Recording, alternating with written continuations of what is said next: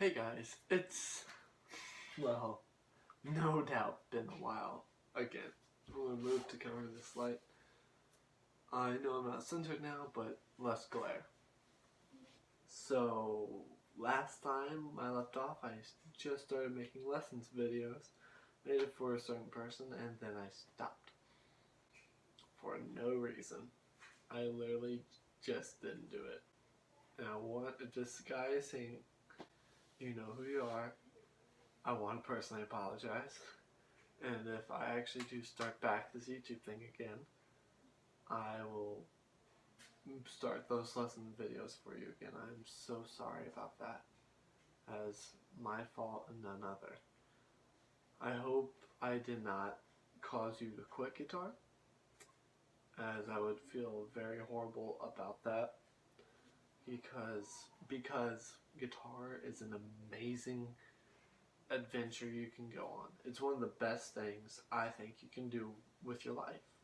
Guitar is a great way to channel your emotions and feelings, and it's a great way to communicate ideas you can't put into words. It's just amazing, and it's a great feeling, and I hope you continue. In other words, I don't remember if I said it or not, but I'm in a new space. As you can tell, this is a couch. It's basically my own apartment, except for I'm still with my parents. We redid this whole basement. This used to be an unfinished basement. Used to be no ceiling, hanging down, old wooden wall, not even wood, just fake wood, faux wood around, and like dry rotted wood everywhere, and concrete floor. And now we have a wooden hardwood floor, like actual hardwood. We have beautiful walls, nicely painted up. I have my bed back there. I have a keyboard there that I'm going to replace because it does not work, and I'm going to learn keyboard now. And in the meantime, this is kind of the angle I think I'm going to do most of my videos in. I need to buy a couple more pieces of gear, hopefully a camera, because I'm using my iPhone right now. Hopefully a mic stand so I can mic up my cabinet. If not, I do have another piece of gear. Let me show you. This. It's a DI box. It's also a cabinet simulator. So a 2-in-1, I just run XLR out of this into the interface, have my cab simulator going, and it does make good sounds. I play with this live all the time, and it does well for me.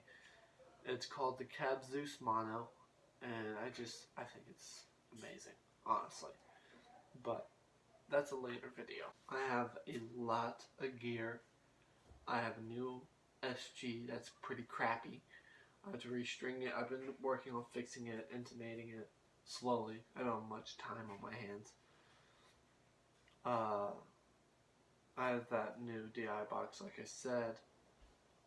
I have a new acoustic guitar that I'm repairing and then will give away to a friend of mine. Probably won't give it away on the channel.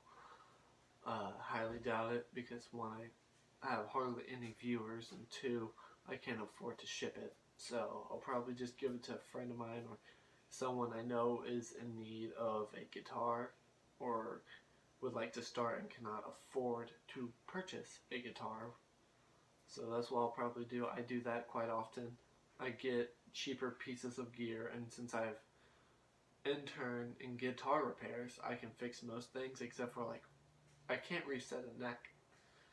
I don't know much about frets, so I can't do refrets. But other than that, I can lower actions on acoustics and fix. I can adjust necks, not fix them. But if it's like going slightly one way or the other, whether it's too straight or too bowed, that I can tweak the truss rod. I can restring properly, I can intonate, I can do that kind of stuff.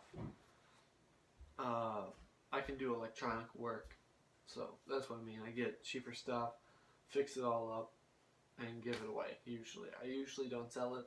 I've given away amps, guitars, pedals, cables, strings, stuff like that, because I am in a fortunate position. I have a good job.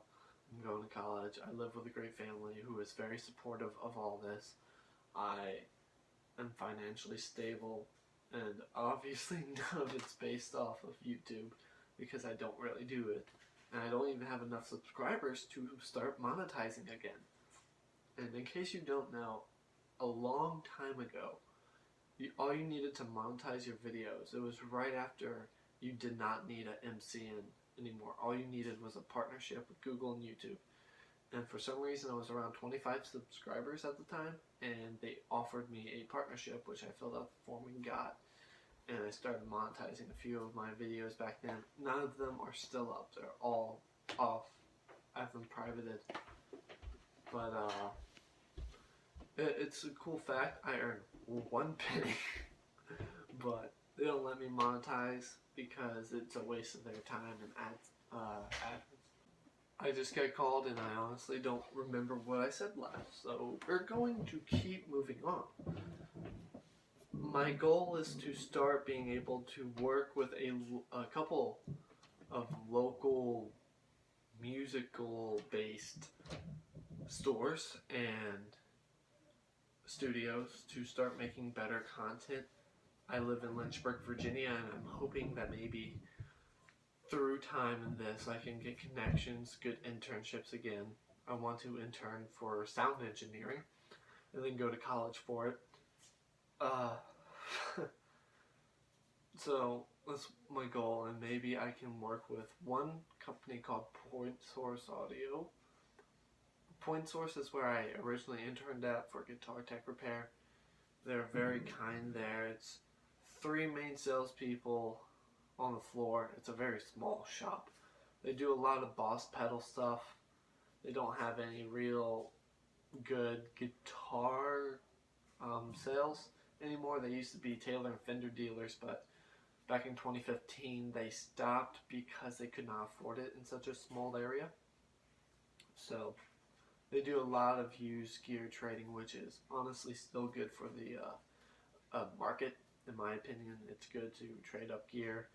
I do shop there a lot. Matter of fact, I'm going to show you a piece of gear I bought there recently. Now, I have no doubt you've probably seen this guitar on the channel if you saw the last couple videos. It's a James Valentine signature that I bought there. Its frets had nowhere, but now they do. Because I play heavy. These are only 10 gauges, but I dig in when I play. It was almost brand new condition. The only thing that made it not brand new is the age. It had no scratches. It was cleaned really well. It had brand new strings, no fret wear, like I said. There's nothing on this guitar when I bought it, but I'm such a rough guy with guitars that I put some heavy belt rash back here that my crappy iPhone camera cannot pick up, but I can definitely see some pretty heavy scratches there. I broke the battery cover to the point where I have to use a knife to open it up. I broke a little less than half of the clip, just enough where I can't pull it out. I have to use the knife, but it still locks in place. The neck is really cool. It goes from this like very round shape back here to a very thin shape up here. It's some kind of like almost like a compound neck. It's like C shape to a flatter D up here, and it's really cool. I like it. I like the D for my stuff up here, but this round shape for my chords. And I didn't realize that's what I liked till I had this guitar. I picked it up $500 used at Point Source. Now I bet you're just dying to know, James, why are you back? Well, the answer is because I miss it, kinda.